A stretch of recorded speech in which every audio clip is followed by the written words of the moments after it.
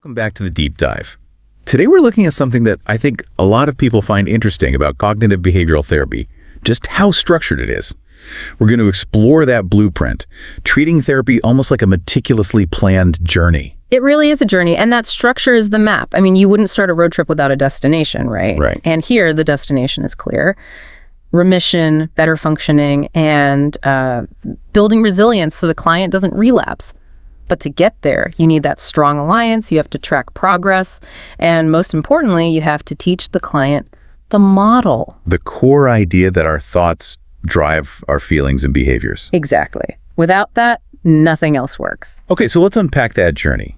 I see the treatment is broken down into phases. How does that work? What changes as you go along? We usually think of it in three general phases. The initial phase is all about groundwork. It's, building trust, setting goals, and teaching that cognitive model. We also focus on quick symptom reduction. Like activity scheduling, things like that. Yes, exactly. Just to get some momentum going, to improve function even a little bit, it gives the client hope.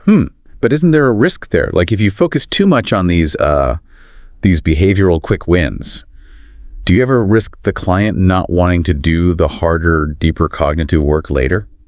That's a great question. It's a calculated risk, but a necessary one. You need to build up that motivation before you can ask someone to tackle these, deeply held negative beliefs about themselves. So that happens in the middle phase. Right. The middle phase is where we get into the weeds. We're consolidating more helpful, adaptive beliefs and directly identifying and modifying the dysfunctional ones. And the sources here talk about using both rational and emotional techniques. What's the difference? So rational techniques are very intellectual. Think Socratic questioning, where we're really examining the logic of a negative thought. But emotional techniques, they aim for a gut-level change, maybe through imagery or behavioral experiments that really provide powerful felt evidence against an old belief. And then the final phase is about wrapping up. The final phase is all about relapse prevention. The client really starts to take the lead, becoming their own therapist. We're preparing for termination. Okay, that makes sense. And I imagine that middle phase, the really intense part, is exactly why the structure of each single session is so tightly planned. Oh, absolutely. The start of every session is highly choreographed. Step one is always the mood and risk check. We use objective measures to see where things are. And for listeners, when you say objective measures, you mean things like the PHQ-9 for depression or the GAD-9 for anxiety, right? The little questionnaire. Exactly. Quick scales to track change. It's not just how are you, it's let's look at the data. Then, right after that, step two is crucial. We ask what went well. The success scan. We call it that, yeah. With our example client, Abe, he mentioned taking his grandkids to a concert. Talking about that isn't just a nice moment. It forces him to find positive data that his depressed brain would normally filter out. So you're actively making him fight against his own negative bias from minute one. That's the idea. Step three is reviewing their action plan, the homework. We focus on what they learn, not just if they succeeded.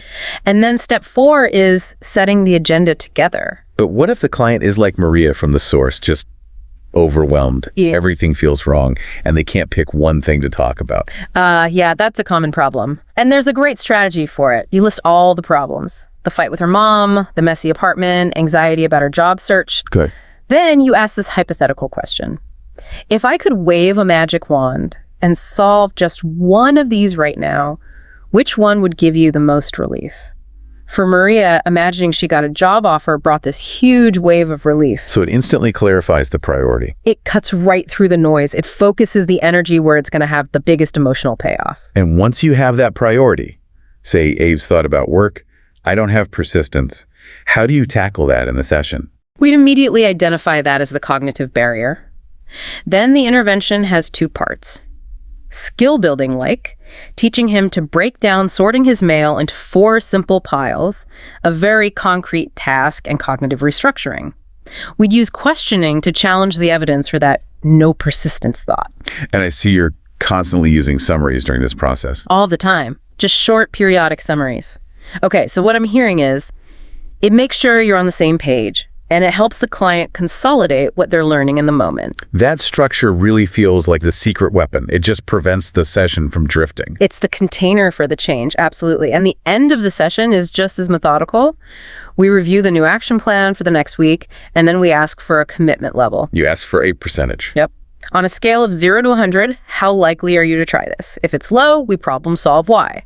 Then, the very last thing is asking for feedback on the session.